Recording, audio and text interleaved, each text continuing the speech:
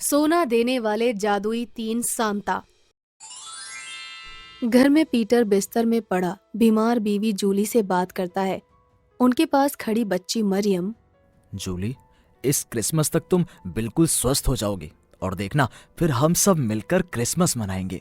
पापा सही कह रहे हैं मम्मी, तुम जल्दी ही ठीक हो जाओगी। मुझे नहीं लगता कि अब मैं कभी बिस्तर से उठ पाऊंगी। मुझे तो मेरी मौत ही दिखाई दे रही है मेरी बच्ची। ये कहकर जूली की आंखें भर आती हैं और वो पीटर की तरफ देखकर रोने लगती है। रो क्यों रही हो? मैं तुम्हें इतनी आसानी से कभी नहीं मरने दूंगा जूली। घर में खाने के लाले पड़े हैं और मेरी बीमारी के इलाज के लिए एक पैसा नहीं है। फिर मैं जिंदा कैसे रह पाऊंगी पीटर? ऐसा ना बोल। मेरे सेठ जी बड़े दयालु इंसान हैं। मैं उनसे मदद मांगूंगा तो वो मना नहीं करेंगे। कुछ देर बाद पीटर तैयार होकर अपने काम पर जाने लगता है तो मरियम सामने आ जाती है। पापा एक बात बोलूं? हाँ हाँ बेटा, कहो, क्या कहना चाहती हो? पापा, मम्मी रात भर सर्दी में कांपती रहती है, आप इनके लिए एक गरम कंबल क्यों नहीं ला देते?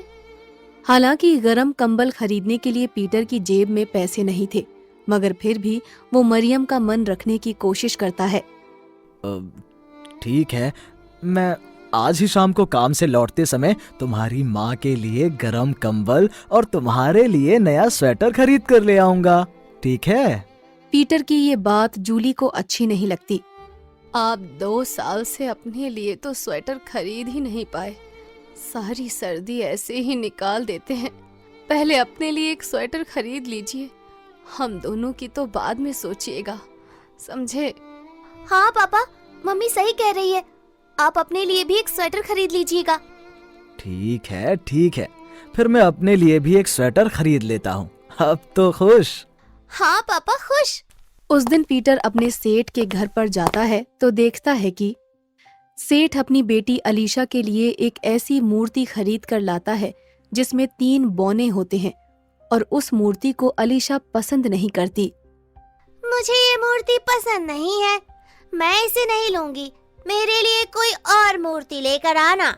ये कहकर अलीशा उस मूर्ति को बाहर फेंक देती है और फिर पीटर उसे अपने घर रख देता है। फिर अगले दिन वो काम पर जाता है तो उसका सेठ उसे बुलाकर कहता है, तो मुझे क्या करना है सेठ जी? तुम्हें ट्रक में लदा माल हमारी दूसरी फैक्ट्री में पहुंचाना है। 2 दिन में ये माल वहां न पहुंच पाया तो काम बंद हो जाएगा।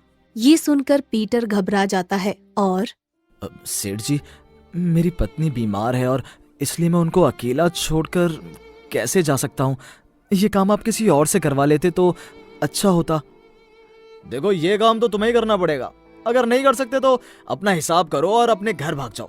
मुझे तुम्हारे जैसे कामचोर नौकर की जरूरत नहीं है। सेठ की ये धमकी सुनकर बेचारा गरीब पीटर कुछ नहीं बोल पाता और फिर उसे ट्रक लेकर जाना ही पड़ता है। उस रात घर पर पीटर की पत्नी की तबीयत अचानक ही बहुत बिगड़ जाती है और मरियम बेटी, मेरी मौत अब नजदीक आ रही है। तुम्हारे पापा तो घर नहीं लौटे, अब मुझे कौन संभालेगा? अरे मम्मी, तुम्हें तो बहुत तेज बुखार है। हाँ बेटी, जल्दी से किसी को बुला कर ले आ, नहीं तो मैं आज नहीं बचूंगी बेटी। जा। तुम्हें कुछ नहीं होगा मम्मी, मैं अभी किसी को बुला कर लाती हूँ। ये कहकर मरियम उठना ही चाहती है कि तभी जूली को बेहोशी आ जाती है। मम्मी मम्मी, तुम्हें क्या हुआ? मम्मी उठो, मम्मी उठो ना मम्मी। उसी समय पीटर के घर में रखी मूर्ति के 3 बौने अचानक ही 3 सांता क्लॉज में बदल जाते हैं और उनमें एक पीटर और 2 अन्य सांता अस्पताल के कर्मचारी बन जाते हैं और फिर बहुत छोटा आकार बनाकर खिड़की से बाहर निकल जाते हैं तथा फिर दरवाजे पर जाकर आवाज लगाते हैं, अरे मरियम, दरवाजा खोलो बेटी, देखो मैं आ गया हूँ। पीटर की आवाज सुनते ही मरियम की जान में जान आ जाती है और वो दौड़कर दरवाजा खोलती है। पापा पापा देखो ना, मम्मी को क्या हो गया? तुम घबराओ मत मरियम, मैं सब जानता हूँ और तुम्हारी माँ को अस्पताल ले जाने के लिए ही आया हूँ। ये देखो, अस्पताल के कर्मचारी भी साथ आए हैं। ये सुनकर मरियम खुश हो जाती है। सांता 2 व सांता 3 अस्पताल के कर्मचारी बनकर जूली को उठा ले जाते हैं। फिर पीटर भी जाने लगता है। पापा पापा, मैं भी आपके साथ चलूंगी। नहीं मरियम, तुम घर पर ही रहो। मैं तुम्हारी माँ को अस्पताल में दाखिल कराकर अभी थोड़ी देर में तुम्हारे पास लौट आऊंगा। सांता जूली को अस्पताल में दाखिल कराते हुए और फिर डॉक्टर से बात करते हुए, आपको घबराने की जरूरत नहीं है, मरीज की तबीयत में बहुत जल्दी सुधार आ जाएगा। ये तो बहुत अच्छी बात है डॉक्टर। इसके कुछ ही देर बाद सांता पीटर के घर लौटता है। सांता गर्म कंबल, मरियम के लिए स्वेटर और पीटर के लिए स्वेटर लाता है। पापा, अब मम्मी की तबीयत कैसी है? बिल्कुल ठीक है बेटी, तुम्हारी मम्मी बहुत जल्दी घर आ जाएगी।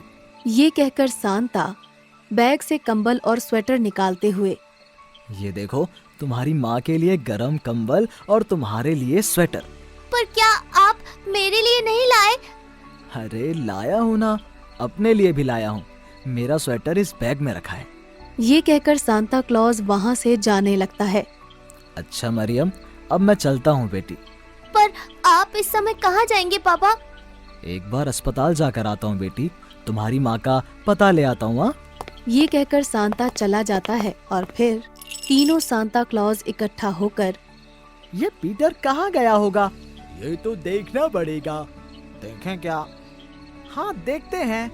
तीनों सांता क्लॉज अपनी दिव्य दृष्टि से देखते हैं और उन्हें पीटर का ट्रक दुर्घटनाग्रस्त होता दिखाई देता है और पीटर घायल होकर गिर जाता है। ये देखते ही तीनों सांता क्लॉज वहां प्रकट हो जाते हैं और अपनी शक्ति से पीटर को ठीक कर देते हैं। अरे जीसस की कृपा से मैं तो बच गया। हाँ हाँ, तुम बच गए भाई। अब घर जाओ, तुम्हारे घर वाले तुम्हारी चिंता कर रहे होंगे। अपने घर वालों की याद आते ही पीटर तुरंत अपने घर पहुंचता है। पीटर घर पहुंचकर मरियम से उसकी माँ के बारे में पूछते हुए, आप आ गए पापा? हाँ, आ गया मेरी बच्ची। तुम्हारी माँ कैसी है? दिखाई नहीं दे रही कहीं। पीटर अपनी बात को अधूरी छोड़कर रोने को हो जाता है।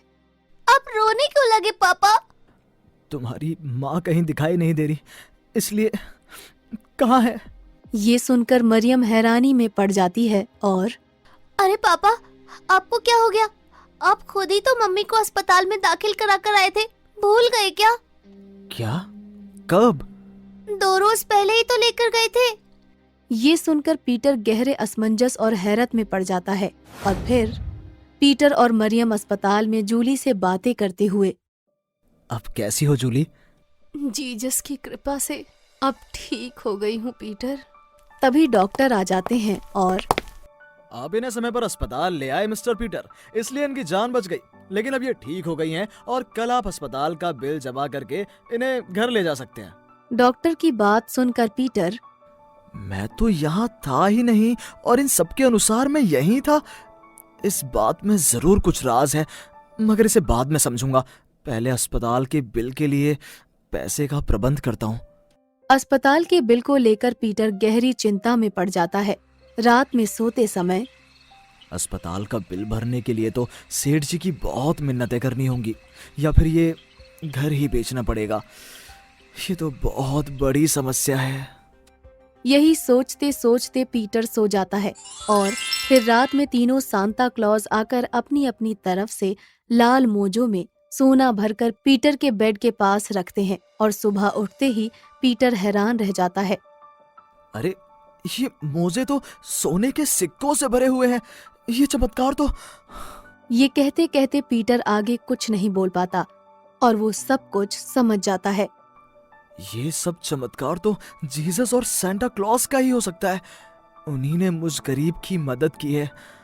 सोना पाकर पीटर खुश हो जाता है और वो सोने को बाजार में बेचकर उसे बहुत सारा पैसा मिलता है। इस तरह उसकी गरीबी मिट जाती है। वो अस्पताल का बिल भरकर जूली को घर ले आता है। फिर अगले दिन सब मिलकर क्रिसमस का त्योहार मनाते हैं और तभी उन्हें तीनों सांता क्लॉज अपने जादुई रथ में आसमान में उड़ते हुए दिखाई देते हैं। उन्हें देखकर पीटर, जूली और उनकी बेटी मरियम बहुत खुश होते हैं और उनका आभार प्रकट करते हैं।